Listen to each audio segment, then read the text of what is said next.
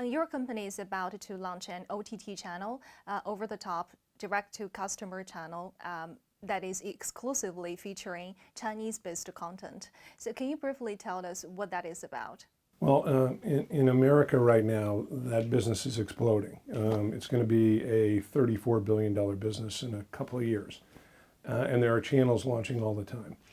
But there's virtually nothing over there right now that basically showcases Chinese language content. So we think there could be a big opportunity, not just for the few million Chinese speaking people in North America, but there's already a huge group of potential consumers who watch Asian content, Korean content, Korean dramas, and Japanese anime, and they're younger.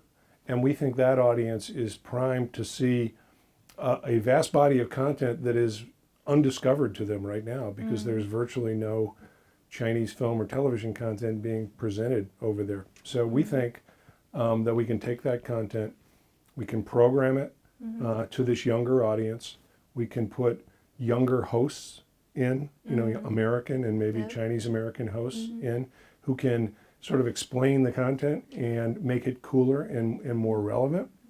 And because it's OTT, it's direct to consumer, there's no intermediaries, we'll begin to get a vast body of data on what those consumers like, what they don't like, what they would recommend. We track the data. And I think that data coming back to the Chinese film and television industry will be really, really important in helping the process that we've talked about here of trying to create and produce and release Chinese content that will find audiences in America and around the globe. We think it's very important to start with America first because it still is sort of the pop culture leadership nation around the world. And if we can crack the American market, then I think the rest of the world will follow very quickly. By content, what's the content strategy? Is only featuring films, Chinese films? No, it'll be much broader than that. And in many ways, I must say, in the recent months that we've been spending a lot of time here in China, we're seeing that content already in existence. This doesn't have to be created. It already is being created. Examples. Some of the dramas that we see, the youth-oriented dramas and the crime dramas that are on the internet providers here, and are absolutely could work to a youth-oriented audience in the United States. Some of the documentaries that we've recently seen that highlight some of the technology that's been built here, that shows the amazing growth and development of architecturally. Maybe we stray a little bit away from some of the deep historical documentaries because that won't necessarily resonate to this younger audience initially, and we focus more on contemporary documentaries that are more cutting edge. And again, just yesterday at the Belt and Road Forum, we saw many versions of films that were beautiful and dramatic and yet had an energy to them that we think can appeal to this youth audience. So we're going to target that younger audience. And once again, as you could imagine, because we're talking about internet-delivered television, the youth of America is focused on that delivery. We, just like your youth here, are living with our phones to our face, watching content constantly. So, there's an expression, if you want to catch a fish, you fish where the fish are. We want to get an audience. We're going to go where the audience is, which we believe is through the internet and to this youth audience. They were born in the internet age. That's right. And it's very important that we make the content cool and relevant for that younger audience. Unfortunately, pop culture in China and Chinese culture just really hasn't been exposed to an American audience at all. And we think our channel is an opportunity to do that. The arts, sports, all these beautiful landscapes and locations and cities here, the diverse people in China, all of that really is virtually unknown to the vast body of young Americans. And if we can present it in the right way and make them feel they're discovering something that they should have known about, we think we can make it cool and relevant and successful. A new continent. Yes. Exactly. Look what we've discovered.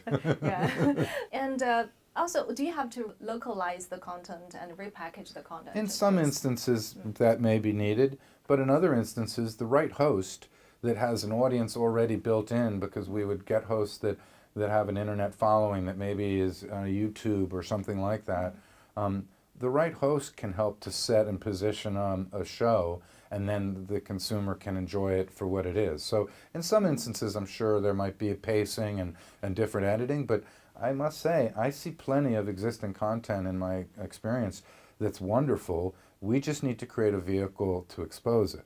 And last but not least, how important are cultural products in facilitating mutual understanding? That's a very broad question.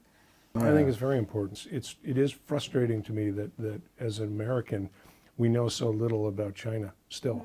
You know, the most populous, nation in the world, the oldest sort of culture in the world. Civilization, The the biggest, about to be the first economy in the the world. biggest exporter in the world, Yeah. now the biggest box office country in the world. Right.